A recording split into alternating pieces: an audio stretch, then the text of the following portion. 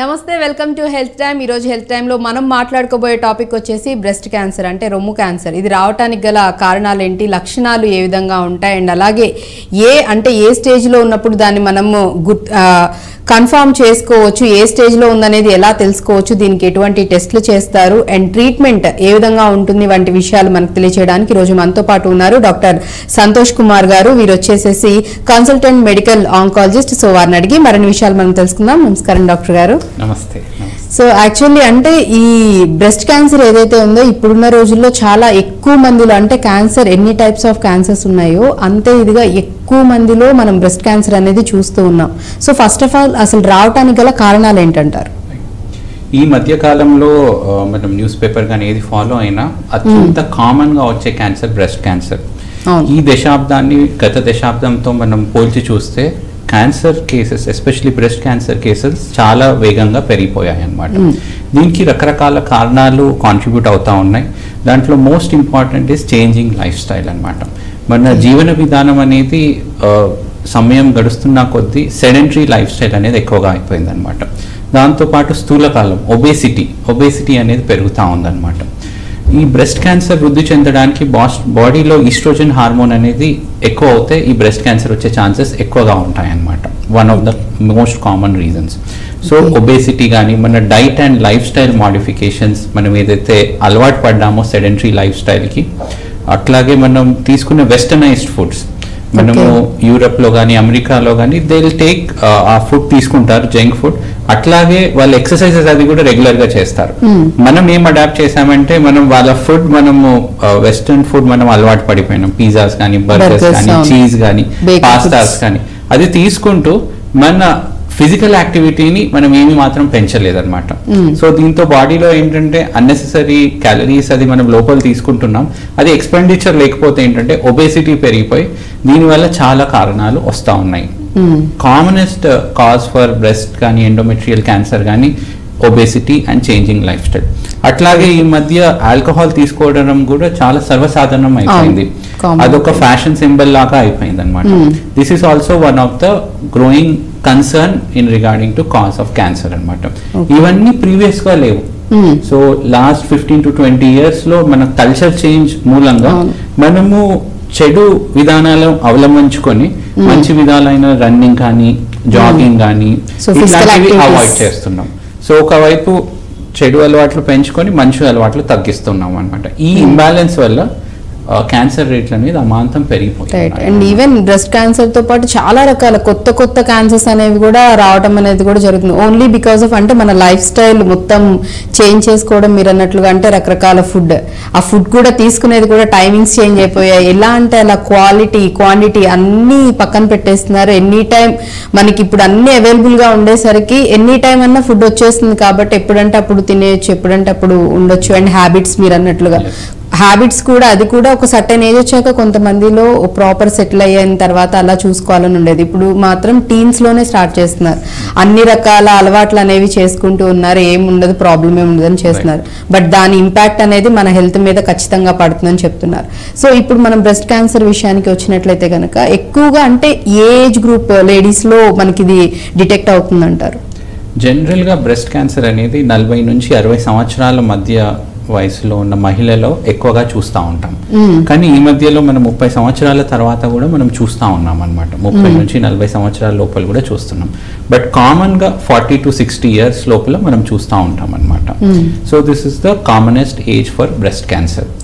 So ఎవరికైతే వయసు తక్కువగా ఉంటుందో 20 సంవత్సరాలు 30 సంవత్సరాలలో కూడా అప్పుడప్పుడు కొన్ని బ్రెస్ట్ క్యాన్సర్స్ చూస్తూ ఉంటాం అవి ఏమన్నా జెనెటికలీ రిలేటెడ్ ఉన్నాయా అనేది కూడా మనం చూసుకుంటా ఉంటాం అనమాట సో ప్రాబ్లం ఏమవుతుందంటే ఎవరికైతే ఏజ్ తక్కువగా ఉందో వాళ్ళలో రొమ్ములో ఏమైనా చిన్న లంప్ లాగా గడ్డగానే ఏమైనా వచ్చినప్పుడు ఈ వయసులో నాకు క్యాన్సర్ ఎందుకు వస్తుందిలే అనే వాళ్ళ థింకింగ్ తో వాళ్ళు డాక్టర్ గారికి సంప్రదించడానికి రారనమాట కొన్నిసార్లు అవి క్యాన్సర్ రూపంలో రూపాంతరం చెందిన తర్వాత అప్పుడు డాక్టర్ దగ్గర వస్తారు సో వెరీ ఇంపార్టెంట్ ఇస్ ఏదన్నా న్యూ సిమ్టమ్ కానీ న్యూ చేంజ్ కానీ వస్తే క్వాలిఫైడ్ మెడికల్ డాక్టర్ దగ్గర వెళ్ళి పరీక్షించుకోవడం అత్యంత ఉత్తమం అన్నమాట. ఎందుకంటే ఈ మధ్యలో వయసుతో సంబంధం లేకుండా కూడా జబ్బులు వస్తా ఉన్నాయి. ఫర్ ఎగ్జాంపుల్ చెప్తాను, మన హార్ట్ అటాక్స్ తీసుకుంటే 20 సంవత్సరాలు 30 సంవత్సరాలలో కూడా హార్ట్ అటాక్స్ వస్తున్నాయి. అట్లాగే ఏంటంటే వయసుతో మనము లింకేజ్ అనేది పెట్టుకోవడం మానేసేయాలి. యావరేజ్ గా 40 to 60 years మధ్యలో వస్తుంది, బట్ ఈవెన్ 25 to 30 years లో కూడా మేము బ్రెస్ట్ క్యాన్సర్స్ చూస్తాం. ఇప్పుడున్న సిచ్యువేషన్స్ లో ఎర్లీ స్టేజెస్ లోనే, ఎర్లీ ఏజెస్ లోనే అన్ని రకాల హెల్త్ ఇష్యూస్ అనేవి కామన్ గా వచ్చేస్తున్నాయి, అందరిలో వచ్చేస్తున్నాయి. అండ్ ఇంకొకటి కూడా డాక్టర్ గారు, చాలా మందిలో కూడా లేడీస్ లో బ్రెస్ట్ ది టచ్ చేసినప్పుడు కొన్నిసార్లు నార్మల్ గా కూడా కణతల్లాగా అనేవి తగులుతూ ఉంటాయి. సో అది న్యాచురల్ నార్మల్ గా కూడా కొంతమందికి ఉంటాయి కాబట్టి దాన్ని కూడా మనం ఏమి కన్సిడర్ చేసుకోవాల్సిన అవసరం లేదని కొంతమంది కొట్టిపడేసే వాళ్ళు కూడా ఉన్నారు. అంటే లైట్ తీసుకుంటారు, పట్టించుకోరు. కొంతమంది ఏమో ఒకవేళ మీరు అన్నట్లుగానే మేబీ కణతలు ఇవేమైనా క్యాన్సర్ రిలేటెడ్ అని చెప్పి ఆలోచించి వచ్చే వాళ్ళు ఉన్నారు. సో నాకు తెలిసినంత వరకు నార్మల్ గా ఒక కామన్ అమ్మాయిలు ఎవరైనా సరే చెక్ చేసుకోవాలి అంటే గనక మనం జనరల్ గా చెక్ చేసుకోవాలి, మనకి ఏమైనా డౌట్స్ ఉన్నాయని అనుకుంటే గనక ఎలా చెక్ చేసుకోవాలంటే? సో జనరల్లీ ఋతుక్రమం అన్న పీరియడ్స్ తో పాటు బ్రెస్ట్ లో కొన్ని చేంజెస్ వస్తూ ఉంటాయి అన్నమాట. సో చిన్న చిన్న లంప్స్ మీకు వస్తూ అవి తగ్గిపోతా ఉంటాయి అన్నమాట. జనరల్లీ పీరియడ్స్ అయిన తర్వాత 5 to 6 days తర్వాత మిర్రర్ ముందు నిల్చొని మన బ్రెస్ట్ ని మనం ఎగ్జామిన్ చేసుకోవాలన్నమాట. రెండు బ్రెస్ట్ లో ఏమన్నా తేడాలు ఉన్నాయా, నిప్పుల్ లోపలికి ఇన్వర్ట్ ఉందా, ఏమైనా డిశ్చార్జ్ ఉందా, ఇట్లాంటిది మనం ఎగ్జామిన్ చేయాలి. Monthly once self breast examination అంటారనమాట. This is for early detection. అట్లాగే ఏమాత్రం మనకు డౌట్ ఉన్నా కానీ క్వాలిఫైడ్ డాక్టర్ దగ్గర వెళ్తే వాళ్ళు ఫర్దర్ పరీక్ష చేస్తారనమాట. First step is self breast examination. Periods అయిపోయిన తర్వాత 4 to 5 days తర్వాత మనం చెక్ చేసుకోవాలి, అద్దం ముందు నిల్చొని. ఏమన్నా డౌట్ ఉన్నా కానీ మనం డాక్టర్ దగ్గర వెళ్తే వాళ్ళు క్లినికల్ బ్రెస్ట్ ఎగ్జామినేషన్ చేసి అవసరం ఉంటేనే ఏమన్నా పరీక్షలు అవి సజెస్ట్ చేస్తూ ఉంటారు. సో ఇది కూడా యాక్చువల్లీ చాలా మంచిది, ఎందుకంటే చాలా వరకు కూడా మొహమాటానికో లేకపోతే చాలా మంది సిగ్గానో భయమనో డాక్టర్స్ కి వెళ్ళి చూపించుకోలేము, ఏమన్నా తేడా అనిపించినా కానీ ఈ రీజన్స్ తో కూడా అంటే 1 step ముందుకు వేసి వెళ్ళడానికి కూడా భయపడుతూ ఉంటారు. ఇంట్లో వాళ్ళకి చెప్పడానికి కూడా చాలా వరకు ఆలోచిస్తూ ఉంటారు. కాబట్టి సో అందుకే అడగడం జరిగింది. ఫస్ట్ వచ్చేసి సెల్ఫ్ ఎగ్జామిన్, అంటే మనకి మనం చక్కగా మిర్రర్ ముందు నుండి చెక్ చేసుకోమని చెప్తున్నారు కాబట్టి అలా గనక మీరు ఫస్ట్ చెక్ చేసుకోండి. దెన్ తర్వాత కూడా నిజంగా ఏమన్నా తేడా అనిపిస్తే మాత్రం ఇమ్మీడియట్ గా ఆ పర్టికులర్ డాక్టర్ ని మాత్రం మస్ట్ అండ్ షుడ్ గా కన్సర్న్ అవ్వండి. ఎందుకంటే ఇనిషియల్ స్టేజ్ లో ఏదైనా సరే మనం ముందే వెళ్ళి చూపించుకున్నాం ఇనిషియల్ లోనే అంటే త్వరగా క్విక్ గా రికవరీ అవడానికి ఛాన్సెస్ ఉంటాయి. అండ్ ఎక్కువ రోజులు సఫర్ అవ్వాల్సిన అవసరం కూడా మనకు ఉండదన్నమాట. అలా కాకుండా మనం దట్టు ఎస్పెషల్లీ క్యాన్సర్ విషయంలో డిలే చేసే కొద్దీ ఇంకా స్ప్రెడ్ అవుతూ ఉంటుంది. కాబట్టి చాలా వరకు ఈ విషయంలో కూడా కేర్ఫుల్ గా ఉండాలి. అండ్ అలాగే ఎర్లీ డిటెక్షన్, అంటే మనకి వస్తుంది లేకపోతే వచ్చే ఛాన్సెస్ ఉన్నాయి, ఇలాంటివి ఏమన్నా మనం ముందే తెలుసుకోవడానికి ఏమైనా అవకాశం ఉందా, ఏమైనా టెస్ట్లు ఉన్నాయంటారా? సో మన దగ్గర తెలుగు రాష్ట్రాల్లో ప్రాబ్లం ఏమంటే మన పీపుల్ ఎవరైతే ఉన్నారో వాళ్ళకు వాళ్ళు ఎక్స్పర్ట్స్ గా అనుకుంటారు. అట్లాగే వాళ్ళ దగ్గర ఉన్న ఫ్రెండ్స్ కానీ రిలేటివ్స్ కానీ ఏ ప్రాబ్లం ఉన్నా వాళ్ళని అడుగుతారు. దానివల్ల ఏంటంటే వాళ్ళు ఉచిత సలహాలు ఇస్తూ ఉంటారు. ఇది ఫస్ట్ ప్రాబ్లం. సెకండ్ ప్రాబ్లం ఏంటంటే మన స్పెషలైజ్డ్ డాక్టర్స్ ఉన్నారు, ఎవరు వాళ్ళు మెడికల్ షాప్ వాళ్ళు. సో నెక్స్ట్ వాళ్ళ దగ్గర వెళ్తారు, నాకు ఈ ప్రాబ్లం వచ్చింది అనేది మందులు తీసుకొని సరే నార్మల్ అయిపోయిందని తీస్తారు. మూడో ప్రాబ్లం ఏంటంటే ఇవాళ నాకు కడుపులో కొద్దిగా నొప్పిగా ఉందండి, ఎందుకు వచ్చింది అంటే వాళ్ళకు వాళ్ళు సర్ది చెప్పుకుంటారు. ఈ రోజు నేను పని ఎక్కువగా చేశాను, ఈ రోజు నేను బిర్యానీ తిన్నానని self suggestion. Major problem self medication, advice from those people who are not specialist, అంటే అవగాహన లేని వాళ్ళ నుంచి అవగాహన తీసుకోవడం, అట్లాగే మెడికల్ షాప్కి వెళ్ళి మందులు తీసుకోవడం. నాకు నచ్చేది ఏంటంటే యుఎస్ లో ఎట్లా ఉంటుందంటే మీరు మెడిసిన్స్ రాయకపోతే nobody will give you medicines అనమాట. ఇండియాలో అట్లా ఏమి లేదు, నాకు ఫీవర్ వచ్చింది మెడికేషన్స్ ఇవ్వమని వాళ్ళు మెడికల్ షాప్ దగ్గర వెళ్తా ఉంటారు అనమాట, అన్క్వాలిఫైడ్ పర్సన్. దీనివల్ల ఏమవుతుందంటే మనకి తొలి స్టేజ్ లో ఉన్న లక్షణాలు మిస్ అయిపోయి అట్లాగే వెళ్తూ అడ్వాన్స్ స్టేజ్ లో డిటెక్ట్ అవుతా ఉంటారు అన్నమాట. సో మన ఇంపార్టెంట్ క్వశ్చన్ ఏంటంటే క్యాన్సర్ ని, ఎస్పెషల్లీ రొమ్ము క్యాన్సర్ ని మొదటి స్టేజ్ లో, చిన్న స్టేజ్ లో మనం ఎట్లా గుర్తించాలి? దీన్ని స్క్రీనింగ్ అంటారు. ఈ సైంటిఫిక్ ప్రాసెస్ ని స్క్రీనింగ్ అంటారు. స్క్రీనింగ్ అంటే ఏంటంటే మన లోపల లక్షణాలు ఏమాత్రం లేనప్పుడు క్యాన్సర్ ని గుర్తించే ప్రాసెస్ ని, ఆ ప్రక్రియని స్క్రీనింగ్ అని పిలుస్తా ఉంటారు అన్నమాట. యాక్చువల్లీ అంటే sorry to interrupt you doctor గారు, మధ్యలో ఇంకొక విషయం కూడా చెప్పాలి. చాలా మంది ఏంటంటే మేము హెల్దీగా ఉన్నాం, బాగున్నాం, ఇప్పటి వరకు మాకు ఎలాంటి హెల్త్ ఇష్యూస్ లేవు, మా ఫ్యామిలీ హిస్టరీలో కూడా ఎవరికి ఇంతవరకు ఇలాంటి అంటే వ్యాధులు కానీ జబ్బులు కానీ రావటం మేము ఎవరి ఫ్యామిలీ హిస్టరీలో చూడలేదు. But all of sudden sudden ఒక 2-3 months తర్వాత 6 months తర్వాత సడన్ గా అప్పటి వరకు బాగానే ఉంది, సడన్ గా ఒక కంటలాగా ఇట్లా కనిపిస్తూ ఉందని చెప్తూ ఉంటారు. సో అంటే ఆ టైం టేకింగ్ లోపల నుంచి ఆ కణిత అనేది ఫామ్ అవడానికి, క్యాన్సర్ కణాలు అనేవి గ్రో అవడానికి మినిమం ఎంత టైం తీసుకుంటుంది? అది గ్రో అయ్యి అంటే లోపల దాని సైజు పెరగక ముందే మనం కన్ఫర్మ్ చేసుకోవచ్చా, డిటెక్ట్ చేసుకోవచ్చు అంటారా? సో ఈ క్యాన్సర్ ప్రాసెస్ అనేది ఫస్ట్ చాలా చిన్న సైజ్ లో మొదలవుతుంది అనమాట. ఓకే, అది సైజ్ మెల్లమెల్లగా పెరుగుతుంది. This is the initial process. Right. ఆ పెరిగిన తర్వాత పక్కనున్న ప్రాంతంలో స్ప్రెడ్ అవుతుంది అనమాట. అంటే చంక భాగం కానీ ఛాతి మధ్యలో భాగం, దాని తర్వాత బాడీలో వేరే స్పాట్స్ కి స్ప్రెడ్ అవుతుంది in the form of bones కానీ లివర్ కానీ. సో లక్షణాలు ఎట్లా ఉంటాయంటే క్యాన్సర్ కణాలు స్టార్టింగ్ లో ఏ ప్రాంతంలో ఉన్నాయి, సపోజ్ రొమ్ము క్యాన్సర్ లో ఏంటంటే రొమ్ము పెద్దగా ఉంటుంది కాబట్టి చిన్నగా కణితి ఉన్నప్పుడు మనం ఎంత క్లినికల్ గా చూసినా గానీ మనకు ఆ కణితి అనేది తగ్గలేదు అనమాట. దాని మూలంగా మనం ఏం చెప్తామంటే ప్రతి మహిళ 40 సంవత్సరాలు దాటిన తర్వాత మ్యామోగ్రామ్ అనే టెస్ట్ ఉంటుందండి. ఇది అవ్వడానికి 5 minutes కూడా అవ్వదు, అన్ని లోకల్ ల్యాబొరేటరీస్ లో ఉంటాయి అన్నమాట. ఈ మ్యామోగ్రామ్ పరీక్ష సంవత్సరానికి ఒకసారి మనం చేస్తూ మంత్లీ ఒకసారి క్లినికల్ బ్రెస్ట్ ఎగ్జామినేషన్ చేస్తే దెన్ ఎటువంటి రొమ్ము క్యాన్సర్లు అయినా మనం మొదటి స్టేజ్ లోనే కనుక్కునే అవకాశం ఉంటుంది అనమాట. 40 years దాటిన తర్వాత mammogram, once a year, once a month clinical breast examination, ఇవి రెండు మనం చేయగలిగితే క్యాన్సర్ ఎస్పెషల్లీ రొమ్ము క్యాన్సర్ మహమ్మారిని తొలి దశలోనే మనం కనుక్కొని సంపూర్ణంగా మనం నిర్మూలించే అవకాశం ఉంటుంది అనమాట. ఈ మ్యామోగ్రామ్ పరీక్ష అనేది మనకి జనరలీ మనము ఎప్పుడైనా ఎక్స్రేస్ అది చేస్తుంటాం అనమాట. రొమ్ముకు సంబంధించిన ఎక్స్రే లాగా ఉంటుంది అనమాట. దీనివల్ల ఏమాత్రము రేడియేషన్ రిస్క్ ఏమి ఉండదు. It is a very safe process. ఇది చేసుకున్నట్టయితే చిన్న పరిమాణంలో ఉన్నవి మనం అర్లీగా డిటెక్ట్ చేసుకోవచ్చు. నేను మీకు ఒక ఎగ్జాంపుల్ ఇస్తాను. కోవిడ్ ఆ సందర్భంలో చాలా మంది సిటీ స్కాన్స్ చేసుకునేవాళ్ళు లంగ్ కి సంబంధించిన. అట్లాంటప్పుడు మాకేంటంటే కొంత లంగ్ క్యాన్సర్స్ కూడా డిటెక్ట్ చేసాం అనమాట. వాళ్ళు కోవిడ్ సంబంధించిన స్కాన్స్ లో లంగ్ క్యాన్సర్ కూడా డిటెక్ట్ చేసాం.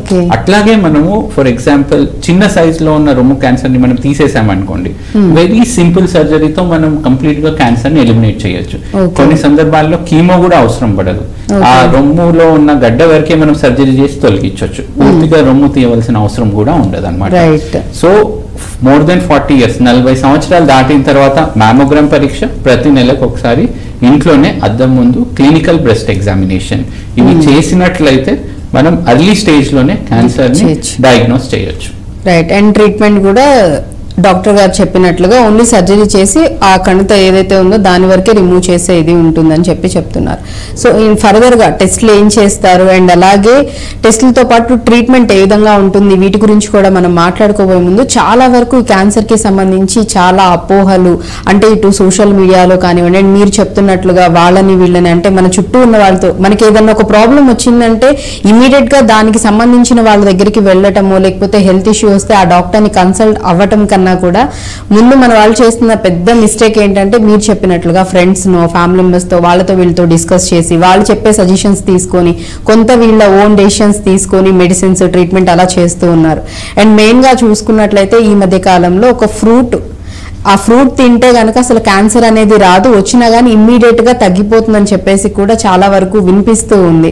అండ్ చాలా మంది కూడా చూసేవాళ్ళు చాలా మంది కూడా ఉన్నారు అండ్ కొంతమంది మేబీ నమ్మి ఫాలో అయ్యే వాళ్ళు కూడా ఉన్నారు. అంటే నిజంగానే అటువంటి ఫ్రూట్స్ మనకి ఏమైనా అవైలబుల్ గా ఉన్నాయంటారా? ఒకవేళ తిన్నా కానీ తీసుకున్నా కానీ ఎంత % దాని అంటే ఫలితం అనేది ఉంటుందంటారు రాకుండా ఉండడానికి?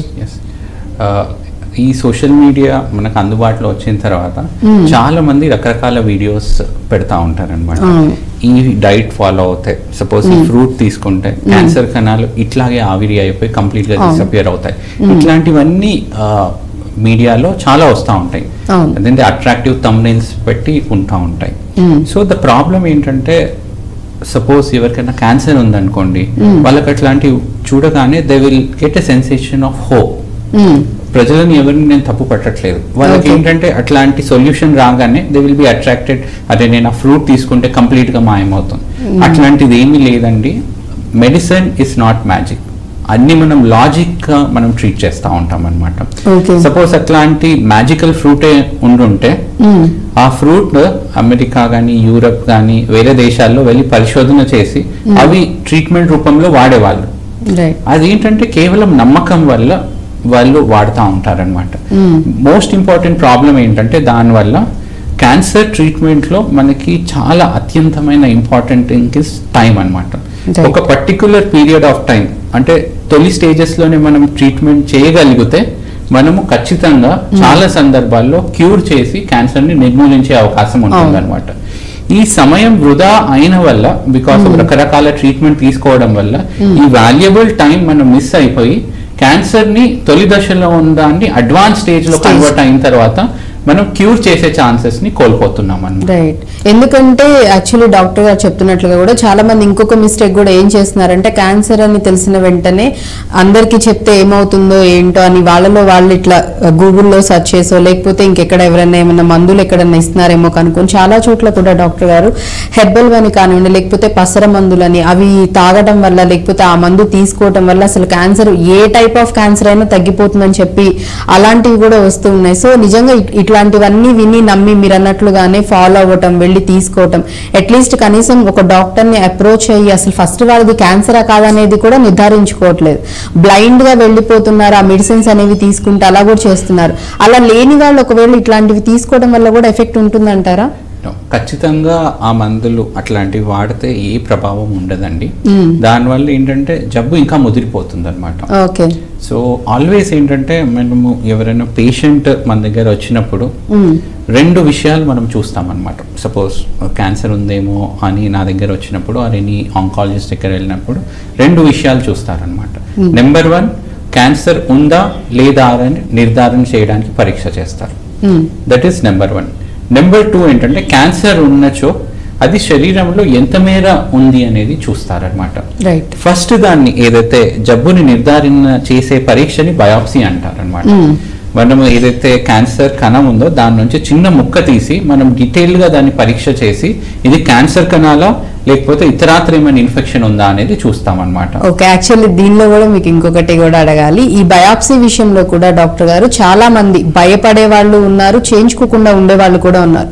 క్యాన్సర్ కన్ఫర్మ్ చేసుకోవడానికి టెస్ట్ చేస్తారని తెలిసినా కొంతమంది వాళ్ళు వీళ్ళు చెప్పిన బయాప్సీ చేస్తే నీకు ఇంకా స్ప్రెడ్ అయిపోతుంది, ఎక్కువ అయిపోతుంది, క్యాన్సర్ చాలా సివియర్ అయిపోతుంది అని చెప్పి చేయించుకోవద్దు, లేకపోతే ఇంకా నువ్వు చనిపోవడానికి కూడా ఛాన్సెస్ ఉన్నాయి. ఇలాంటి చాలా రకాల అపోహలు, భయాలు, భయపడే వాళ్ళు కూడా చాలా మంది ఉన్నారు. వాళ్ళకి మీరు ఏం చెప్తారు? సో ఈ బయాప్సీ దాన్ని మనం ముక్క పరీక్ష అని పిలుచుకుంటా ఉంటాం అన్నమాట. ఓకే. ఈ బయాప్సీ అనేది ఖచ్చితంగా క్యాన్సర్లో మనం డయాగ్నోస్ చేయవలసిన విషయం వెరీ ఇంపార్టెంట్ అనమాట. అండ్ ఈ బయాప్సీ 100% సేఫ్ అనమాట. ఈ బయాప్సీ మూలంగా క్యాన్సర్ కణాలు వేరే ప్రాంతానికి ఏమీ స్ప్రెడ్ అవ్వవు. సో ఈ అపోహని వన్స్ ఫర్ ఆల్ మనం తీసేద్దాం. బయాప్సీ ఈజ్ కంప్లీట్లీ సేఫ్, భయపడవలసిన అవసరం లేదు. అండ్ ఈ బయాప్సీ పరీక్షతో మనకి క్యాన్సర్ ఉందా లేదా అని కన్ఫర్మేషన్ అనేది వెరీ ఇంపార్టెంట్ టెస్ట్ అన్నమాట. చాలా సందర్భాల్లో క్యాన్సర్ ఉందేమో భయంతో మా దగ్గరకు వస్తారు. బయాప్సీ తీసిన తర్వాత అది ట్యూబర్క్యులోసిస్ లాగా అయిపోతుంది, వేరే జబ్బు వస్తుంది. సో అసలు క్యాన్సర్ ఉందా లేదా అనేది కనుక్కోకుండా మనం భయపడవలసిన అవసరం లేదు. ఫస్ట్ బయాప్సీ 100% సేఫ్ అండి, ఎటువంటి భయపడవలసిన అవసరం లేదు. అండ్ ఖచ్చితంగా అది క్యాన్సర్ వేరే ప్రాంతానికి వెళ్లే విధంగా ఏమీ చెయ్యదన్నమాట. సో అది చేస్తే మనకు క్యాన్సర్ ఉందా లేదా అనేది కన్ఫర్మ్ అవుతుంది. ఎందుకంటే చాలా మంది కూడా అంటే ఆ కణితాన్ని బ్రేక్ చేస్తేనో లేకపోతే దానికి ఏమన్నా సిజర్స్ కానీ ఏమన్నా తగిలినా కానీ ఇమీడియట్ గా ఇంకా చాలా మంది కూడా అవి ఇంకా స్ప్రెడ్ అయిపోతాయి, డబుల్ అయిపోతాయి, వాటి సెల్స్ డివైడ్ అవుతూ ఉంటాయని చెప్పేసి చాలా మంది అపోహ పడుతూ ఉంటారు, భయపడుతూ ఉంటారు. సో అందుకనే డాక్టర్ గారిని అడగడం జరిగింది. సో బయాప్సీ అనేది అది చాలా చాలా ఇంపార్టెంట్ క్యాన్సర్ కి సంబంధించి. అంటే మనకి ఉందా లేదా అనేది ఖచ్చితంగా నిర్ధారణ చేసుకునే టెస్ట్ కాబట్టి. సో అండ్ అది కూడా 100% సేఫ్ అని చెప్తున్నారు కాబట్టి ఎటువంటి అపోహలకి భయాలకి కూడా మీరు పెట్టుకోవాల్సిన అవసరం లేదు. అండ్ ఇంకొకటి కూడా ఇంకొంతమందిలో ఉండే సందేహం ఏంటంటే వంశపారపర్యంగా అంటే చాలా వరకు కొన్ని హెల్త్ ఇష్యూస్ అనేవి ఫ్యామిలీ మెంబర్స్కి ఎవరికన్నా ఫాదర్స్కి, 4 ఫాదర్స్కి ఉంటే నెక్స్ట్ జనరేషన్స్ కూడా వచ్చే ఛాన్సెస్ ఉన్నాయని భయపడుతూ ఉంటారు. సో క్యాన్సర్ దీనికి సంబంధించి కూడా ఏమన్నా అంటే ఫ్యామిలీలో ఎవరికన్నా ఫ్యామిలీ హిస్టరీలో ఎవరికన్నా ఉంటే కనుక నెక్స్ట్ జనరేషన్స్కి కూడా స్ప్రెడ్ అయ్యే పాసిబిలిటీస్ ఉన్నాయంటారు. సో క్యాన్సర్ అనేది వంశపారంపర్యంగా వచ్చే అవకాశం కేవలం 5 నుంచి తక్కువ శాతమే, less than 5%. More than 95% of cancers జన్యుపరంగా వంశపారంపర్యంగా రావు అనమాట. కేవలం 5% క్యాన్సర్స్ ఉండే అవకాశం ఉంటుంది. ఈ మధ్య ఏంటంటే మనకి కొన్ని రక్త పరీక్షలు అందుబాటులో ఉన్నాయన్నమాట. ఆ రక్త పరీక్షలు పంపిస్తే మనకి ఈ క్యాన్సర్ అనేది జన్యుపరంగా వంశపారంపర్యంగా ఉందా లేదా అనేది మనకు తెలుస్తాం. సో అంటే అటువంటి కేసెస్ ఏమన్నా మీరు చూడడం జరిగిందా? అటువంటి కేసెస్ సో ఈ మధ్యలో ఎవరికైతే క్యాన్సర్ అనేది యంగ్ ఏజ్ లో వస్తుందో, అంటే 35 సంవత్సరాలకి కేసెస్ లో మనం ఈ జన్యుపరంగా చేస్తామన్నమాట. 2 జీన్స్ వెరీ ఇంపార్టెంట్ ఉంటాయండి, BRCA1, BRCA2. ఈ జన్యుపరంగా లోపాలు ఉంటే వీళ్ళలో బ్రెస్ట్ క్యాన్సర్ వచ్చే అవకాశం 90% ఉంటుందన్నమాట. ఓకే. సో ఆ టెస్ట్ ఏంటంటే సింపుల్ బ్లడ్ టెస్ట్ తో మనకు అయిపోతుంది అనమాట. ఫర్ ఎగ్జాంపుల్ మీకు ఇస్తాను, ఫేమస్ హాలీవుడ్ యాక్ట్రెస్ ఉన్నారు ఆంజలినా జోలీ గారు. వాళ్ళ ఫ్యామిలీలో లేడీస్ లో చాలా మందికి రొమ్ము క్యాన్సర్ వచ్చేది.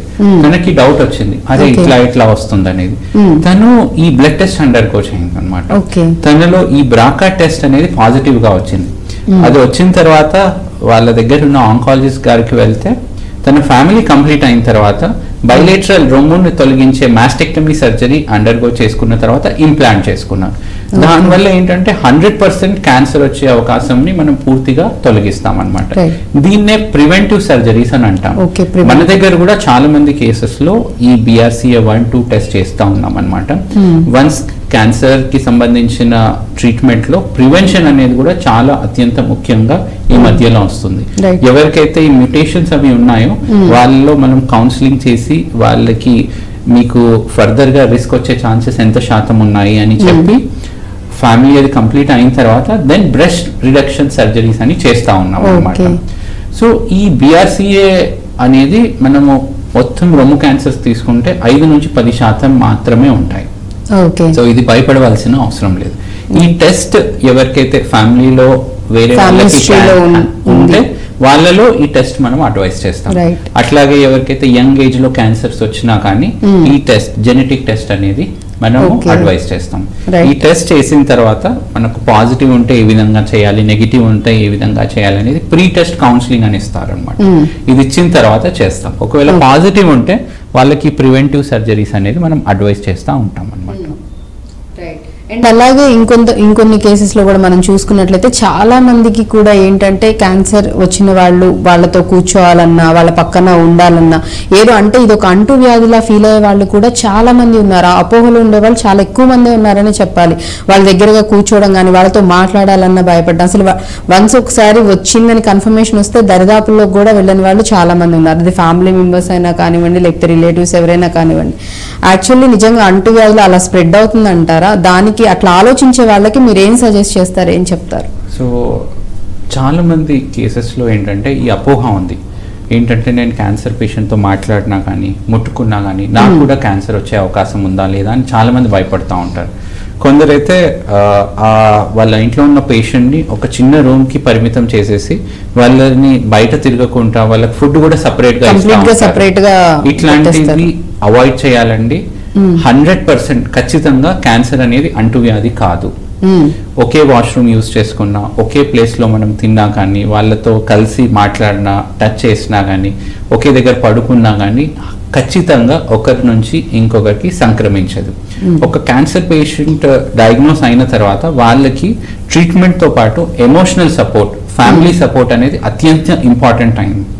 సో వన్స్ వాళ్ళని ఐసోలేట్ చేసేస్తే వాళ్ళ మనోధైర్యం కూడా దెబ్బతినిపోతుంది అనమాట. ఇంకోటి ఏం చేస్తారంటే ఇంట్లో ఉన్న చిన్న పిల్లలని వాళ్ళతో ఆడనివ్వరు, ఇట్లాంటివి చేయకూడదండి. Because confidence, self confidence for a oncology patient, cancer patient అనేది కూడా చాలా ఇంపార్టెంట్. మనం ఏదైతే మందులు ఇస్తామో పేషెంట్ కాన్ఫిడెంట్ గా ఉండి family support, good healthy environment ఉంటే ఇంప్రూవ్ అయ్యే ఛాన్సెస్ చాలా రెట్లు పెరిగిపోతాయి అన్నమాట. సో ఖచ్చితంగా క్యాన్సర్ అనేది అంటువ్యాధి కాదు. వాళ్ళని ఐసోలేట్ చేయవలసిన అవసరం ఏమాత్రము లేదు. వాళ్ళని అట్లా సపరేట్ గా పెట్టడము, లేకపోతే దూరంగా పెట్టడము, అందరితో కలవనివ్వకపోవడం, మాట్లాడకుండా ఉండడం, ఇలాంటి అపోహలు చేసే వాళ్ళు కూడా చాలా మంది ఉన్నారు, చేస్తున్న వాళ్ళు కూడా ఉన్నారు. కాబట్టి సో వాళ్ళందరికీ ఐ థింక్ క్లియర్ గా ఇప్పటికన్నా అంటే మీరు ఇప్పటికన్నా అర్థం చేసుకోవాలి, అది అయితే అంటువ్యాధి కాదు, అదేమి స్ప్రెడ్ అవ్వదు. వాళ్ళని కూడా మనతో పాటు నార్మల్ గా కలుపుకొని ఉండి వాళ్ళకి స్ట్రాంగ్ గా ఫ్యామిలీ సపోర్ట్ అనేది కనుక ఇస్తే డాక్టర్ గారు చెప్పినట్లుగా ట్రీట్మెంట్ ఎంత జరుగుతూ ఉన్నా కానీ మనం మోరల్ సపోర్ట్ అనేది, ఫ్యామిలీ సపోర్ట్ అనేది లేకపోతే వాళ్ళు రికవర్ అవడానికి ఇంకా టైం పడుతుంది.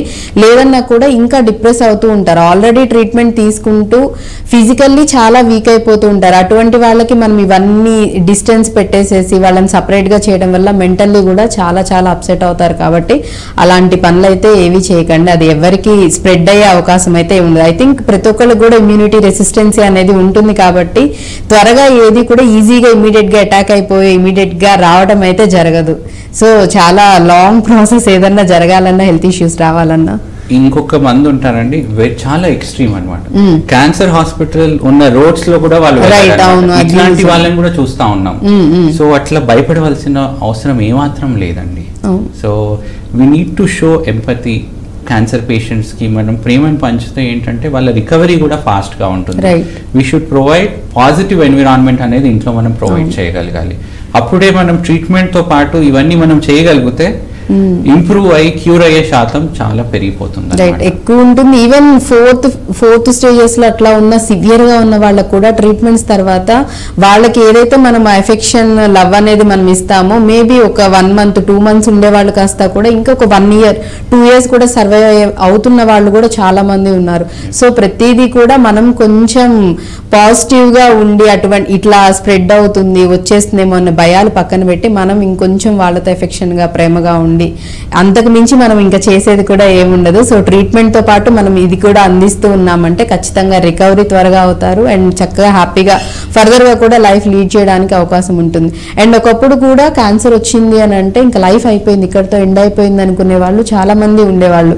ఎందుకంటే ట్రీట్మెంట్స్ విషయానికి వస్తే కూడా అది కూడా మాట్లాడాలి. ట్రీట్మెంట్ అంటే ఒకప్పుడు క్యాన్సర్ అంటే కనుక మనం ఫారెన్ వెళ్ళాలి, అక్కడికి వెళ్తేనే ట్రీట్మెంట్, అన్ని ఎవ్రీథింగ్ ఎక్విప్మెంట్ మెడిసిన్ అంతా కూడా ఫారిన్ కంట్రీస్ లో ఉంది, మన ఇండియాలో అంత రాలేదని చెప్పేసి చేసేవాళ్ళు. అట్లా కొంచెం అంటే ఆఫర్ చేయగలిగిన వాళ్ళు, ఫినాన్షియల్ గా స్ట్రాంగ్ ఉన్న వాళ్ళు వెళ్ళి చేయించుకునే వాళ్ళు, లేని వాళ్ళు ఇక్కడే ఉండి ట్రీట్మెంట్స్ ఉండేది. బట్ ఎట్ ప్రెసెంట్ ఇప్పుడున్న కండిషన్స్ లో నాకు తెలిసి క్యాన్సర్ కాదు, any type of health issue, any type of health problem ప్రతిదానికి కూడా మెడికల్ ఎవ్రీథింగ్ మనకి అన్ని అందుబాటులో ఉన్నాయి. సో అటువంటి అపోహలతో భయపడే వాళ్ళకి కూడా మీరు ఏం చెప్తారు? సో చాలా మంది ఏంటంటే గత కాలంలో 10-15 సంవత్సరాల క్రితం ఏంటంటే చాలామంది సినీ యాక్టర్స్ కానీ ఫేమస్ సెలబ్రిటీస్ కానీ క్యాన్సర్ డయాగ్నోస్ అవ్వగానే అమెరికాకు వెళ్ళడం, బయట దేశాలకు వెళ్ళి అక్కడ ట్రీట్మెంట్ తీసుకొని రావడం అట్లాంటిది జరుగుతుంది. దాన్ని చూసి కామన్ పబ్లిక్ ఏమనుకుంటున్నారంటే ప్రస్తుత కాలంలో ఇండియాలో హైదరాబాద్లో అట్లాంటి ట్రీట్మెంట్స్, అడ్వాన్స్ ట్రీట్మెంట్స్ లేవు అనే అపోహలో ఉన్నారు. ప్రస్తుతం ఉన్న పరిస్థితుల్లో అన్ని రకాల లేటెస్ట్ అడ్వాన్స్ ట్రీట్మెంట్స్ అనేవి మనకు అందుబాటులో ఉన్నాయన్నమాట. ఇంకో విషయం గ్రహించాలి ఏంటంటే క్యాన్సర్ పేషెంట్ ట్రీట్మెంట్ జర్నీలో social support and family support అనేది అత్యంత ఇంపార్టెంట్ అయిన థింగ్. సపోజ్ ట్రీట్మెంట్ కోసం అనేది మనం విదేశాలకు కానీ వేరే ప్రాంతాలకు కానీ వెళ్తే అక్కడ మనం సోషల్ సపోర్ట్ ఏర్పరచడానికి it's become very very difficult అనమాట. అండ్ అవుట్కమ్స్ కూడా మనకు ఎఫెక్ట్ అవుతూ ఉంటాయి. అంటే ఫ్యామిలీకి దూరంగా, ఫ్రెండ్స్, ఫ్యామిలీ లేకుండా కేవలం ట్రీట్మెంట్ అనేది తీసుకోవడానికి వెళ్ళినచో అదే ట్రీట్మెంట్ హైదరాబాద్లో మన ఇంటి దగ్గర అవైలబుల్ ఉన్నప్పుడు మనకు సోషల్ సపోర్ట్ కానీ ఫ్రెండ్స్ సపోర్ట్ కానీ, సపోజ్ మనకి ఏమన్నా బ్లడ్ ఎక్కించాల్సిన అవసరం పడుతుంది, అప్పుడు డోనర్స్ కానీ ఇట్లాంటివన్నీ మనకి అందుబాటులో ఉంటాయి. సో ప్రస్తుతం ఏంటంటే అన్ని అడ్వాన్స్డ్ మెడికేషన్స్ అనేవి, అధునాతన ట్రీట్మెంట్ పద్ధతులు మనకి హైదరాబాద్ లో అందుబాటులో ఉన్నాయి. ఫారెన్ వెళ్ళాల్సిన అవసరం అయితే లేదు, భయపడాల్సిన అవసరం కూడా లేదు. సో ఇక్కడే అన్ని అవైలబుల్ గా ఉన్నాయంటారు. అండ్ ఇంకొకటి కూడా అంటే ఇంకొంతమంది కూడా యాక్చువల్లీ ఎవరైతే పిల్లల్ని కంటారో బ్రెస్ట్ ఫీడింగ్ అనేది కొంతమంది ఇవ్వరు. కొంతమంది అంటే వాళ్ళ అన్నం తరిగిపోతుందని కొంతమంది ఇవ్వరు, కొంతమంది సమ్ అదర్ రీజన్స్ వల్ల ఇవ్వకుండా ఉంటారు. అలా ఎవరైతే బ్రెస్ట్ ఫీడ్ చేయకుండా ఉంటారో వాళ్ళకు కూడా ఎక్కువ పాసిబిలిటీస్ ఉన్నాయి బ్రెస్ట్ క్యాన్సర్ రావడానికి అని చెప్తూ ఉన్నారు. నిజమే అంటారా? బ్రెస్ట్ ఫీడింగ్ ఎవరైతే తల్లిపాలు పిల్లలకి ఇస్తారో వాళ్ళలో బ్రెస్ట్ క్యాన్సర్ వచ్చే అవకాశం దాదాపు 5 రెట్లు తగ్గిపోతుంది అనమాట. సపోజ్ ఇండైరెక్ట్ గా చెప్పాలంటే ఎవరైతే బ్రెస్ట్ క్యాన్సర్, ఎవరైతే రొమ్ము పాలు ఇవ్వరో, బ్రెస్ట్ ఫీడింగ్ ఇవ్వరో వాళ్ళలో బ్రెస్ట్ క్యాన్సర్ వచ్చే అవకాశం 3 నుంచి 5 రెట్లు పెరిగిపోతుంది అనమాట. Breast feeding is protective to the mother from breast cancer అనమాట. సో ఖచ్చితంగా బ్రెస్ట్ ఫీడింగ్ అనేది మనం ఎంకరేజ్ చేయాలండి. This is an method by which వాళ్ళకు వాళ్ళు ప్రొటెక్ట్ చేస్తున్నారు. ఒకటి, breast milk is the best kind of food for the baby. బేబీకి ఖచ్చితంగా అడ్వాంటేజ్ ఉంది. బేబీ యొక్క ఎదుగుదల కానీ ఇమ్యూనిటీ కానీ అది అట్లాగే మదర్ కూడా క్యాన్సర్ రాకుండా ప్రివెంట్ అవుతుంది అనమాట. రైట్. సో ఇది వెరీ వెరీ ఇంపార్టెంట్. చాలా మంది మన వాళ్ళు దీన్ని నెగ్లెక్ట్ చేస్తారు. Breast feeding is protective for breast cancer అనమాట. ఓకే. సో అంటే పిల్లలకే కాదు, యాక్చువల్లీ తల్లులకు కూడా బ్రెస్ట్ క్యాన్సర్ రాకుండా ఉంటుంది. అట్ ది సేమ్ టైం పిల్లలకి తల్లిపాలు ప్రతి ఒక్కరు కూడా చెప్తూ ఉంటారు, మినిమం 6 months వరకు తల్లిపాలు అనేది పిల్లలకి చాలా చాలా ఇంపార్టెంట్ అని. సో ప్రతి ఒక్కళ్ళు కూడా ఇది కూడా గమనించాలి. పిల్లలకి ఒక్కళ్ళకే హెల్దీ మంచిది అని కాదు, తల్లులకు కూడా పిల్లలకి పాలు ఇవ్వటం వల్ల వాళ్ళ ఆరోగ్యం కూడా బాగుంటుంది. ఇటువంటి పెద్ద పెద్దవి ఏవైతే ఇష్యూస్ ఉన్నాయో, హెల్త్ ఇష్యూస్, క్యాన్సర్స్, ఇవన్నీ కూడా రాకుండా ఉంటాయని చెప్తూ ఉన్నారు. రైట్. అండ్ అలాగే అంటే ఒక్కొక్కళ్ళు ఒక్కొక్క డిఫరెంట్ వేల్లో ఆలోచించుకొని వాళ్ళకి వాళ్ళే డిసైడ్ అయిపోయి కన్ఫర్మ్ చేసేసుకొని, కొంతమంది క్యాన్సర్ అని తెలిసిన తర్వాత కూడా చాలా మందిలో అంటే టీనేజ్ వాళ్ళు కానివ్వండి, లేకపోతే మ్యారేజ్ కాని వాళ్ళు భయపడిపోయి ఇంకా లైఫ్ అయిపోయింది, మ్యారేజ్ ఇంకా చేసుకున్నా మనం సర్వైవ్ అవ్వలేమేమో, ఇలాంటి అపోహలతో భయపడిపోయి డిప్రెస్ అయిపోయి ట్రీట్మెంట్స్ చేయించుకొని వాళ్ళు కూడా చాలా మంది ఉన్నారు. బయటకి రాకుండా, ఇంట్లో వాళ్ళకు కూడా చెప్పకుండా వాళ్ళలో వాళ్ళే బాధపడిపోయే వాళ్ళు కూడా ఉన్నారు. సో వాళ్ళకి మీరేం చెప్తారు? ఒకప్పుడు 20 సంవత్సరాల క్రితం ఏంటంటే మనకి క్యాన్సర్కి ట్రీట్మెంట్ అనేది సరైన విధంగా అందుబాటులో లేదనమాట.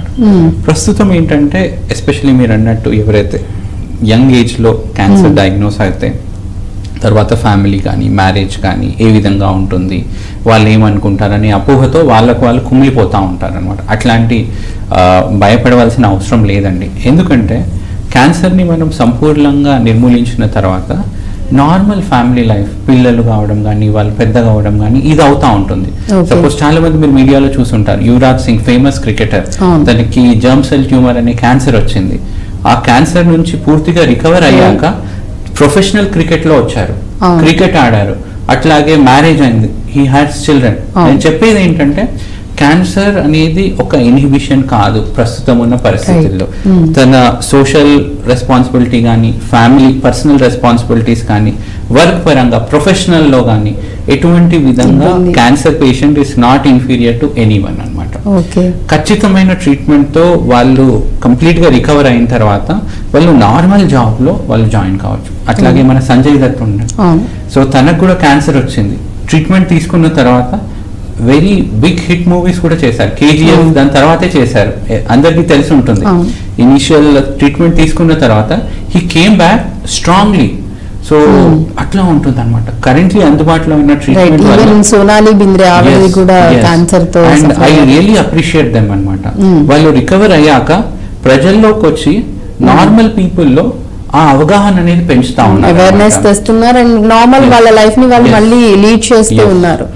సో ఆ రకంగా చూసుకున్నట్లయితే అంటే క్యాన్సర్ వచ్చింది ఇంక అక్కడితో లైఫ్ అయిపోయిందని చెప్పేసి మాత్రం ఎవ్వరు దయచేసి అనుకోకండి. ఎందుకంటే ఎంతో మంది ఎగ్జాంపుల్ ఇప్పుడు డాక్టర్ గారు చెప్తున్నట్లు మన సరౌండింగ్స్ లోనే చాలా మంది ఉన్నారు. అంటే డిఫరెంట్ టైప్స్ ఆఫ్ క్యాన్సర్స్ తో సఫర్ అయ్యి వాళ్ళు వెళ్ళి ట్రీట్మెంట్ తీసుకొని మళ్ళీ కంప్లీట్ గా ట్రీట్మెంట్ అయిపోయిన తర్వాత మళ్ళీ వాళ్ళ నార్మల్ లైఫ్ అనేది వాళ్ళు లీడ్ చేస్తున్నారు, ప్రాపర్ గా నార్మల్ వర్క్స్ వాళ్ళు చేసుకుంటున్నారు, వాళ్ళ ఫ్యామిలీస్ తో వాళ్ళు హ్యాపీగా ఉంటున్నారు, ఫ్యామిలీ లైఫ్ ని కూడా హ్యాపీగా లీడ్ చేస్తూ ఉన్నారు. కాబట్టి సో అటువంటి అపోహలు భయాలు అయితే పెట్టుకోవద్దు. Any type of cancer, not only breast cancer, any type of cancer ఏదైనా కానీ ఇనిషియల్ స్టేజ్ నుంచి ఈవెన్ 4th స్టేజ్ వరకు, ఫైనల్ స్టేజ్ లో ఉన్నా కూడా మాక్సిమం ట్రై చేస్తారు పాసిబిలిటీస్ ఉన్నంత వరకు సర్వైవ్ అవ్వడానికి, వాళ్ళ లైఫ్ లీడ్ చేయడానికి. కాబట్టి ఇంత అవకాశం ఉన్నప్పుడు ఎందుకు అనవసరంగా లేనిపోయిన అపోహలు భయాలు పెట్టేసుకొని మీలోనే మీరు బాధపడిపోయి అలా కాకుండా మీకు ఏదైనా ప్రాబ్లం అనిపించినప్పుడు, దట్టు హెల్త్ కి సంబంధించింది అనిపించినప్పుడు ఇమీడియట్ గా ఫ్యామిలీ మెంబర్స్ ని మీరు వాళ్ళకి వెళ్ళి చెప్పటం విషయం, వాళ్ళని తీసుకొని మీరు డాక్టర్ ని ప్రాపర్ అంటే ఆ పర్టికులర్ ఏదైతే మీకు హెల్త్ ఇష్యూ ఉందో దానికి రిలేటెడ్ డాక్టర్ ని మీరు ఎక్స్పర్ట్స్ దగ్గరికి వెళ్ళి సజెషన్, వాళ్ళని ప్రాపర్ గా వెళ్ళి ట్రీట్మెంట్ అది కనుక్కోవటం, టెస్ట్లు అవన్నీ చేయించుకోవటం. And first and foremost thing confirmation అనేది కూడా చాలా ఇంపార్టెంట్. మనకి మనమే ఇనిషియల్ గా డాక్టర్ గారు చెప్పినట్లు మనకి మనమే డిసైడ్ అయిపోయి మనకి మనమే మెడిసిన్స్ కాకుండా డాక్టర్ కనుక పక్కాగా అంటే మీకు ఉంది ప్రాబ్లం అని అంటే కనుక అప్పుడు కన్ఫర్మేషన్ తీసుకొని అండ్ ప్రొసీజర్ అనేది కనుక స్టార్ట్ చేస్తే కనుక సో హ్యాపీగా మళ్ళీ ట్రీట్మెంట్ అంతా అయిపోయిన తర్వాత మీ నార్మల్ లైఫ్ని మీరు హ్యాపీగా లీడ్ చేయొచ్చు. రైట్. అండ్ అలాగే మనం ఇప్పటి వరకు కూడా సందేహాలు లేకపోతే కామన్ గా ఎటువంటి అపోహలతో భయపడుతున్నాయి ఇవన్నీ మాట్లాడుకుంటున్నాం. సో టెస్ట్ విషయానికి వచ్చేసరికి మీరు బయాప్సీ చేయించుకోవాలని చెప్పారు. బయాప్సీతో పాటు ఇంకేమైనా ఫర్దర్ టెస్ట్లు ఏమైనా చేస్తారా? ఇంతకుముందు మనం అనుకున్నట్టు కన్ఫర్మ్ చేయడానికి క్యాన్సర్ ఉందా లేదా కన్ఫర్మ్ చేయడానికి బయాప్సీ యూజ్ చేస్తాం.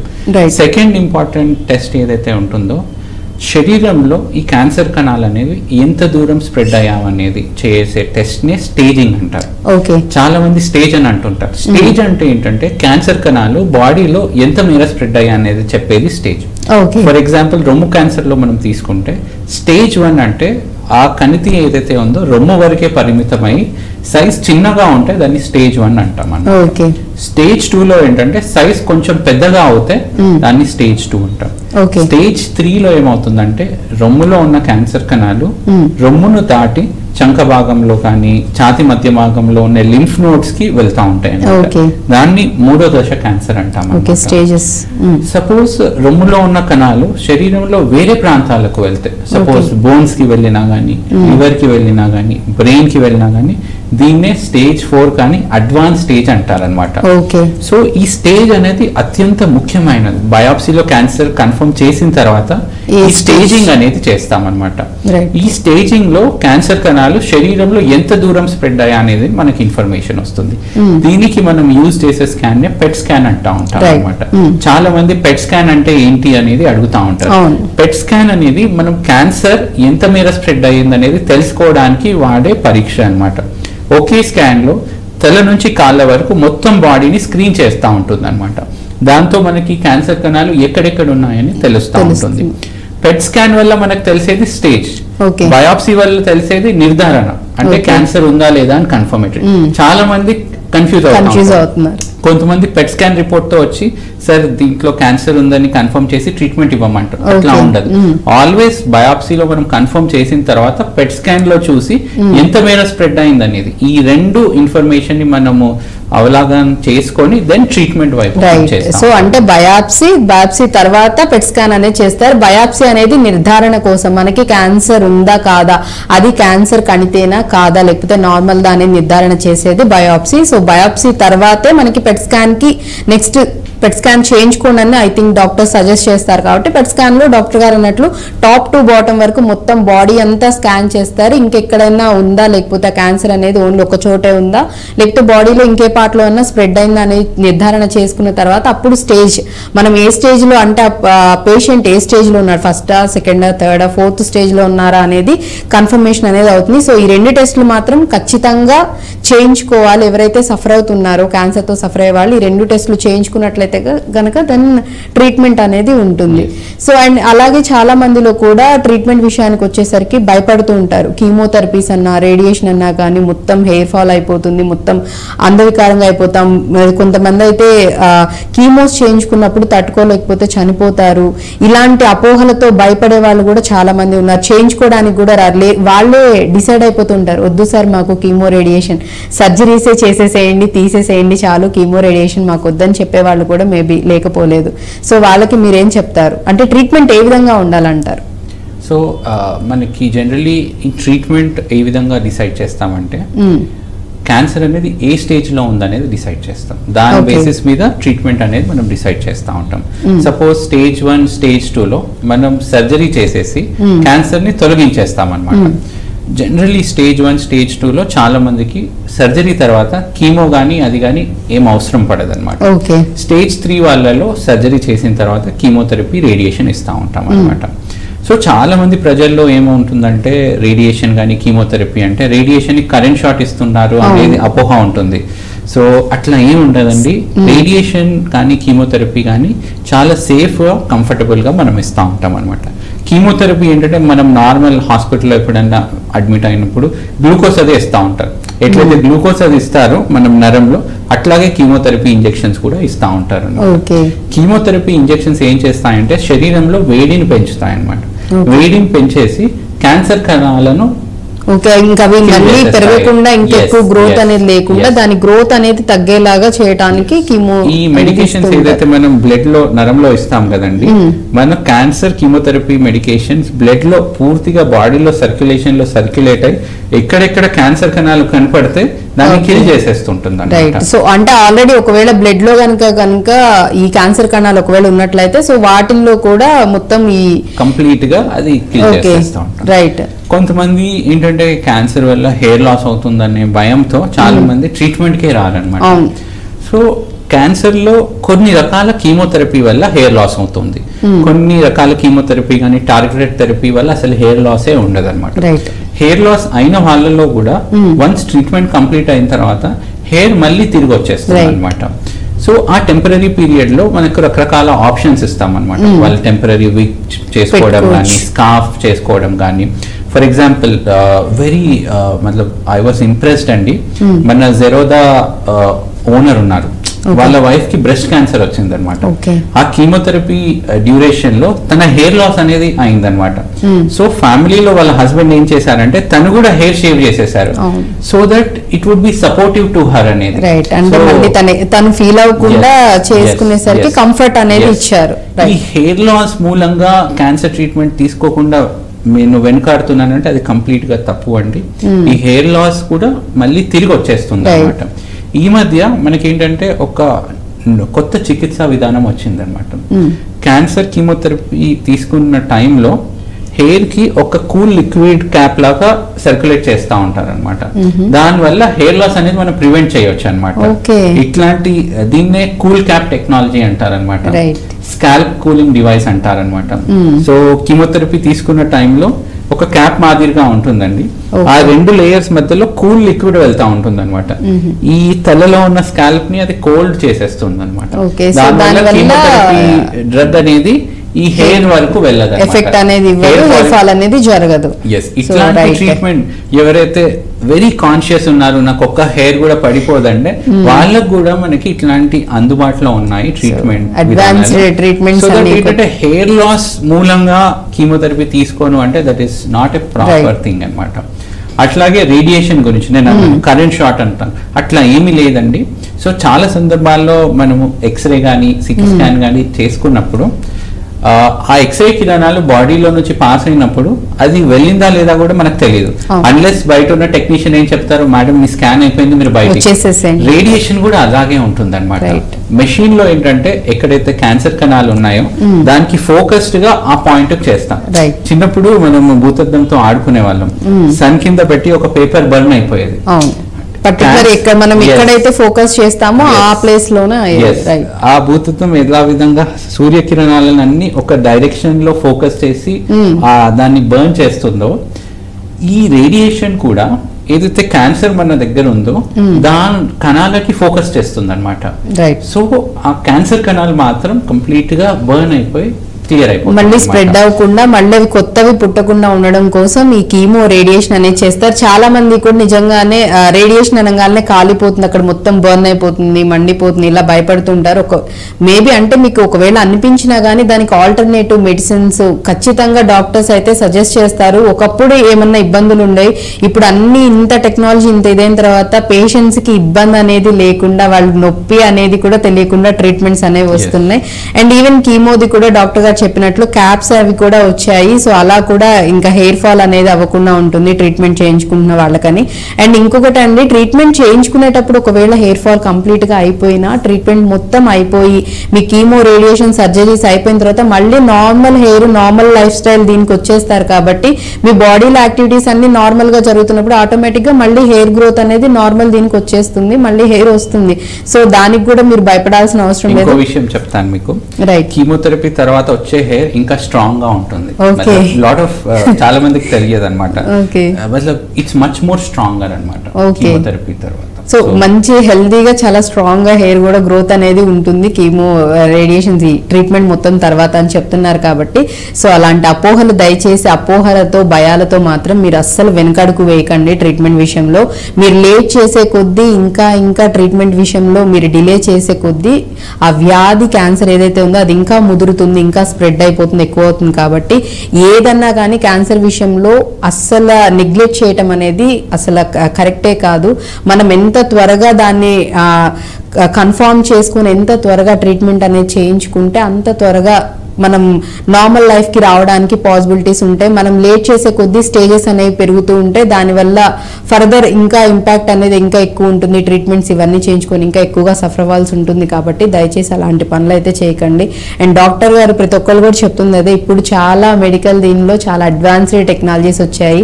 ఒకప్పటిలాగా ఫారిన్ కంట్రీసే వెళ్ళి చేయించుకోవాలి, ఫారెన్ లోనే ట్రీట్మెంట్స్ ఉన్నాయన్న ఇది కూడా లేదు.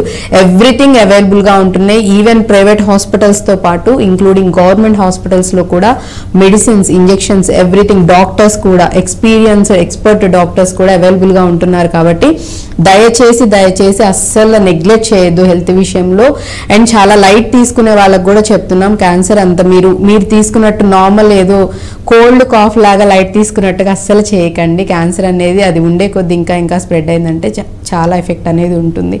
రైట్. అండ్ వంశపారపర్యంగా కూడా రావడానికి కూడా చాలా తక్కువ ఛాన్సెస్ ఉన్నాయని చెప్పారు. ఇఫ్ ఇన్ కేస్ ఒకవేళ డౌట్స్ ఉన్నా కానీ ఇటువంటి టెస్ట్లు వాటికి సంబంధించినవి కూడా ఉన్నాయని చెప్పారు. ఒకవేళ కంప్లీట్గా అసలు రాకుండా ఉండడానికి ఇప్పుడు నార్మల్గా మనకి కొన్ని హెల్త్ ఇష్యూస్కి సంబంధించి వ్యాక్సిన్స్ అనేవి వచ్చాయి. అలానే ఈ క్యాన్సర్స్కి సంబంధించి కూడా ఏమన్నా వ్యాక్సిన్స్ అనేవి ఏమైనా అవైలబుల్గా ఉన్నాయి, అటువంటివి ఏమన్నా రావటం జరిగిందంటారా? సో క్యాన్సర్ మహమ్మారి నుంచి మనం కాపాడుకోవడానికి 2 విధానాలు ఉన్నాయండి. ఒకటి ప్రివెన్షన్, అంటే కంప్లీట్ గా రాకుండా కాపాడుకోవడానికి. రెండోది ఏంటంటే ఎర్లీ డిటెక్షన్, అంటే ఎర్లీ స్టేజ్ లో దాన్ని స్క్రీనింగ్ అంటాం. మనం ప్రివెన్షన్ పరంగా వెళ్తే ఒక వ్యాక్సిన్ అందుబాటులో ఉందండి. అది సర్వైక్స్ క్యాన్సర్, గర్భాశయ ముఖద్వార క్యాన్సర్ ని కంప్లీట్ గా ప్రివెంట్ చేయడానికి మనము 9 to 25 years మధ్యలో ఉన్న లేడీస్ లో మనం ఇవ్వగలిగితే అది ఖచ్చితంగా సర్విక్స్ క్యాన్సర్ ని ప్రివెంట్ చేస్తుంది అనమాట. That is one thing. అట్లాగే హెల్తీ లైఫ్ స్టైల్, డైలీ మనం అట్లీస్ట్ వీక్ లో 5 days అన్నా మనం రన్నింగ్ చేయగలిగితే, at least jogging for 20 minutes, that is sufficient. This much physical activity. దాంతోపాటు healthy food, fibre based diet, these are all preventive measures. అట్లాగే cancer ని ఎర్లీగా డయాగ్నోస్ చేయడానికి వాడే విధానాన్ని స్క్రీనింగ్ అంటాం. బ్రెస్ట్ క్యాన్సర్ లో మనం అనుకున్నట్టు మ్యామోగ్రామ్ అనే పరీక్ష ఉంటుంది. ప్రతి 40 years దాటిన తర్వాత ప్రతి సంవత్సరానికి ఒకసారి మ్యామోగ్రామ్ చేయించాలన్నమాట. రెండో test is pop smear for cervix cancer. So 25 years దాటిన తర్వాత లేడీస్ లో 1-2 years ఒకసారి పాప్ స్మియర్ చేయగలిగితే సర్విక్స్ క్యాన్సర్ ని తొలి దశలోనే మనం గుర్తుపెట్టే అవకాశం ఉంటుంది అనమాట. అట్లాగే పెద్ద పేగు క్యాన్సర్, కోలన్ క్యాన్సర్ అంటారు. మన కోలన్ ఏంటంటే పేగులు చాలా పెద్దగా ఉంటాయి అన్నమాట. లోపల చిన్నగా మొదలైనప్పుడు కూడా మనకి ఏమీ తెలియదు. సో 50 years 50 సంవత్సరాలు దాటిన తర్వాత కొలనోస్కోపీ అనే పరీక్ష చేస్తారనమాట. అది మన పేగు లోపల భాగంలో ఎక్కడైనా ఏమైనా కణుతులు ఏమైనా ఉన్నాయా అనేది మనకి డయాగ్నోస్ చేసి దాన్ని కంప్లీట్ గా మనం ఎలిమినేట్ చేయొచ్చు. కొన్ని పాలిప్స్ అని ఉంటాయండి మన పేగుల లోపల. ఆ పాలిప్స్ అనేది 10-15 సంవత్సరాల తర్వాత క్యాన్సర్ లాగా రూపాంతరం చెందే అవకాశం ఉంటుంది అనమాట. సో ఆ పాలిప్స్ అనేది మనం కొలనోస్కోపీలో మాత్రం డిటెక్ట్ చేయగలిగితే అదే మొగ్గ దశలోనే మనము దాన్ని కంప్లీట్ గా ఎలిమినేట్ చేయొచ్చు. సో నేను చెప్పినట్టు ప్రివెన్షన్ కి, క్యాన్సర్ రాకుండా ఉండడానికి సర్విక్స్ క్యాన్సర్ కి వ్యాక్సిన్ ఉందండి. అట్లాగే healthy diet, running and physical activity, ఇది ప్రివెన్షన్. అట్లాగే క్యాన్సర్ ని ఎర్లీగా డయాగ్నోస్ చేయడానికి రొమ్ము క్యాన్సర్ కి మ్యామోగ్రామ్ అదే ఉందండి. 40 years తర్వాత చేయించుకోవాలి. సర్విక్స్ క్యాన్సర్ కి పాప్ స్మియర్ అని ఉంది. 25 years దాటిన తర్వాత వాళ్ళు ఈ పాప్ స్మియర్ చేయించుకోవాలి.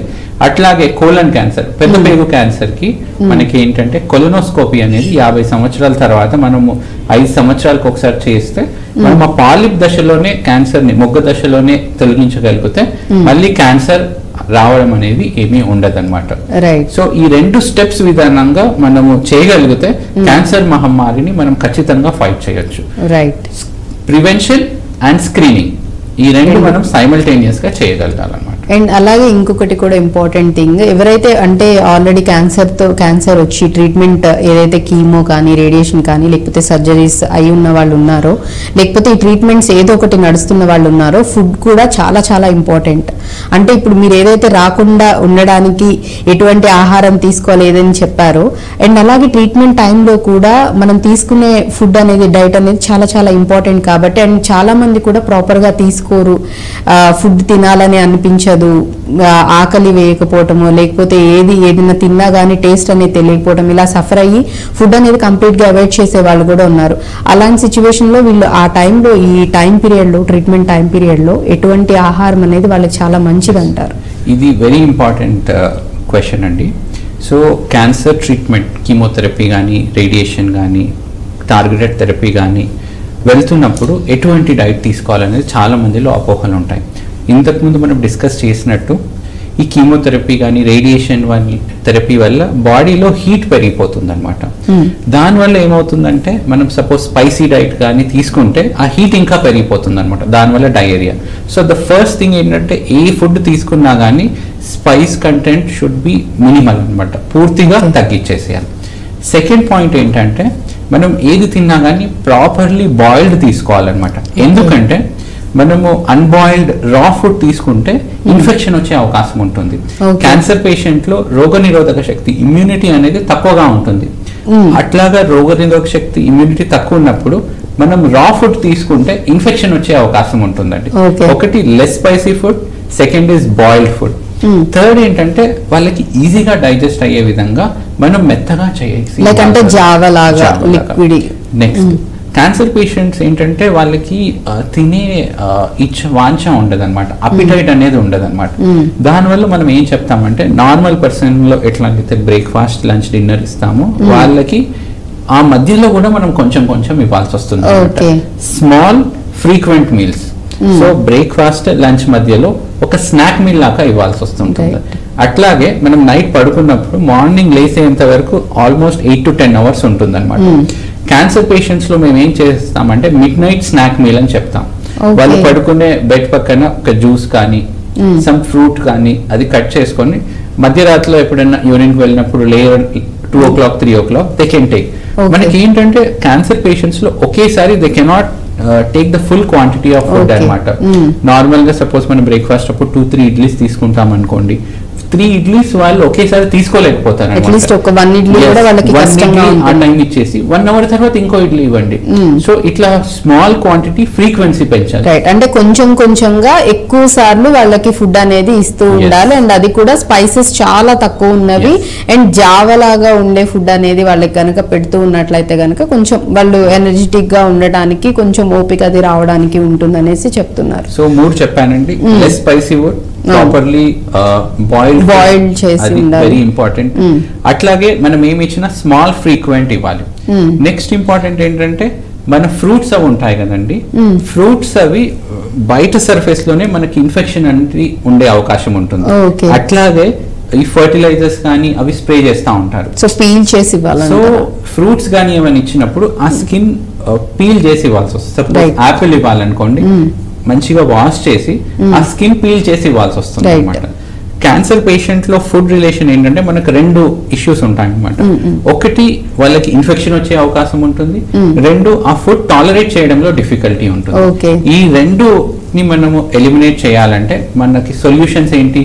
Less spicy food, small frequent meals, proper గా బాయిల్ చేయివ్వండి అండ్ స్కిన్ పీల్ చేసి ఇవ్వాలన్నమాట. ఇట్లాంటి మాడిఫికేషన్స్ మనం ఇవ్వగలిగితే దెన్ ఖచ్చితంగా వాళ్ళ న్యూట్రిషన్ అది ఇంప్రూవ్ అయ్యి ట్రీట్మెంట్ తో పాటు వెయిట్ లాస్ కాకుండా ఉంటుంది అనమాట. అండ్ దీనిలో కూడా ఇంకొకటి కూడా అడగాలి డాక్టర్ గారు, కొంతమంది అడుగుతూ ఉంటారు, అంటే ట్రీట్మెంట్ ఇలా నడుస్తున్న వాళ్ళకి నాన్ వెజ్ పెట్టొచ్చా? ఎందుకంటే ఇప్పుడు ఏది any type of health issue ఏది నడుస్తున్నా కానీ హ్యాపీగా అన్ని ఫుడ్ తీసుకోవచ్చు అని డాక్టర్స్ చెప్తూ ఉంటారు కదా. మరి ఇటువంటి క్యాన్సర్ తో సఫర్ అయ్యే వాళ్ళకి నాన్ వెజ్ అనేది పెట్టొచ్చు, ఒకవేళ పెడితే అన్ని పెట్టొచ్చా, లేకపోతే పర్టికులర్ గా ఇలా ఏమన్నా ఉంటుందా అనే డౌట్ కూడా ఉంది. సో దానికి ఏం చెప్తారు? సో క్యాన్సర్ ట్రీట్మెంట్ కానీ క్యాన్సర్ డయాగ్నోస్ అయిన తర్వాత నాన్ వెజిటేరియన్ డైట్ అవాయిడ్ చేయవలసిన అవసరం ఏ మాత్రము లేదు. ఓకే, చేయక్కర్లేదు. దే కెన్ టేక్ ఎగ్స్, అట్లాగే నాన్ వెజ్ చికెన్ కానీ మటన్ కానీ తీసుకోవచ్చు విత్ ప్రికాషన్ దట్ అది డైజెస్ట్ అయ్యే విధంగా ప్రాపర్ గా బాయిల్ చేయాలన్నమాట. స్పైసెస్ ని తగ్గించాల్సి వస్తుంటుంది. నాన్ వెజ్ అలౌ చేస్తున్నామని టండూరి చికెన్ అట్లాంటివి తీసుకోవాలి. ఇంట్లో ఏంటంటే జాగ్రత్తగా మంచిగా క్లీన్ చేసి బాయిల్ చేసి స్పైసెస్ తక్కువగా ఉండే విధంగా తీసుకోవాలి. మసాలాలు అవన్నీ చాలా తక్కువ వేసి అండ్ బాగా కుక్ చేయమని చెప్తున్నారు. అలా అని మరి ఓవర్ కుక్డ్ కూడా కాకుండా ప్రాపర్ గా కుక్ చేసుకొని కొంచెం అంటే వాళ్ళకి డైజెస్ట్ అయ్యే విధంగా ఉండేలాగా పెట్టొచ్చు అని చెప్తున్నారు.